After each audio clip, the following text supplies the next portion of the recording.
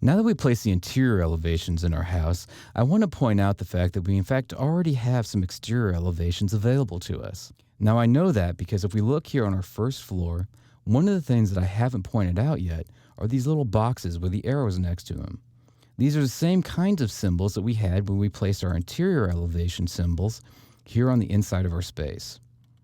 Now, these are our exterior elevation symbols, and they actually work the exact same way. When we place our interior elevation symbols, we were able to do that by coming up here to View, selecting on Elevation, and then picking the appropriate one off of the list.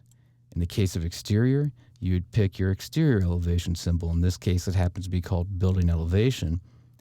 You'd click, move it over, and anytime there was a wall close to it, it'll automatically point in that direction, just like the interior ones did. I'm not going to actually place this one because I already have one down here, but if I wanted to, I would just click here, and we'd automatically see our exterior elevation of our building. That being said, I'm just going to hit Escape to get out of that command. The ones that we can see as of this moment are going to be on the west side, the east side, as well as the north side of our building.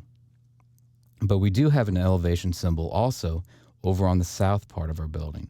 We just can't currently see it. It's currently getting cropped off by something called a crop region. In order to be able to see what that crop region is and where it's located at, we need to move down here toward the bottom of the screen, and we have a couple of different symbols right here. The one that I want to click on first is going to be Show Crop Region. Now that's the box that's going around this view. Anything that's on the inside of this box will show up. Anything on the outside of this box will not. If you have anything that is crossing over this box, that might affect whether or not you can actually see that particular symbol. In the case of the south elevation symbol, if I come down here and pick the button that was right next to it, which is Do Not Crop View, it sort of negates the properties of the crop region and allows us to see anything that might be outside of that crop region.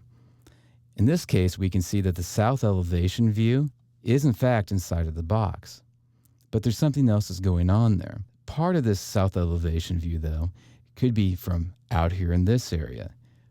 It could come over here to the right.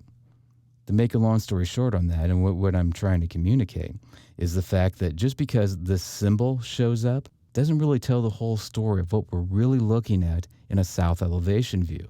These symbols really are just trying to communicate the fact that this is where we're going to be taking the view from for anybody who's looking at it in a floor plan. But that doesn't necessarily mean that that's everything to be seen as far as where the camera is that's pointing toward the house and taking the actual picture. So let's go ahead and take a look at this and get a better idea what each of these elevation views actually look like. If I click on the head here of the south elevation tag, we can see how the house is here in space. Something that showed up there, which was kind of interesting when I double clicked on that, was this. Let me go ahead and close this view down. Next, I'm going to zoom out just a little bit so we can make sure to see it. And when I clicked on this head here you can see this blue line. That's the reason why this elevation symbol was originally hidden, is because this blue line, even though it can't see it, it doesn't print, it was outside of the box. Now, this is a very similar kind of box or blue line is associated with our section tags, which we talked about earlier. Anything inside of the dashed line of the section tag would be what would show up.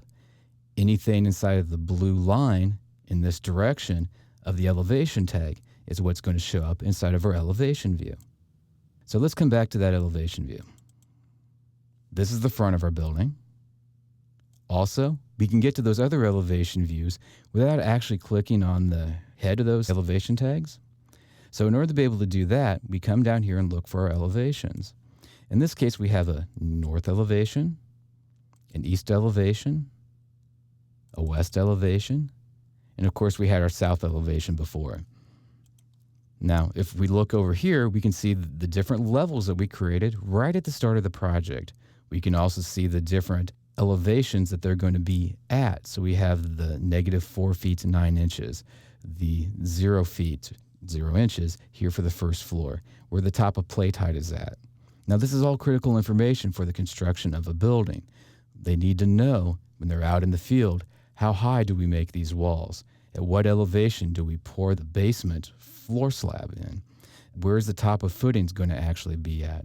So all this information is critical for the construction of your building. So always make sure that you come in and place these elevation symbols in. The reason is they communicate properties, both physical properties as far as materials, as well as elevations as far as where these elements really need to be created inside of your building.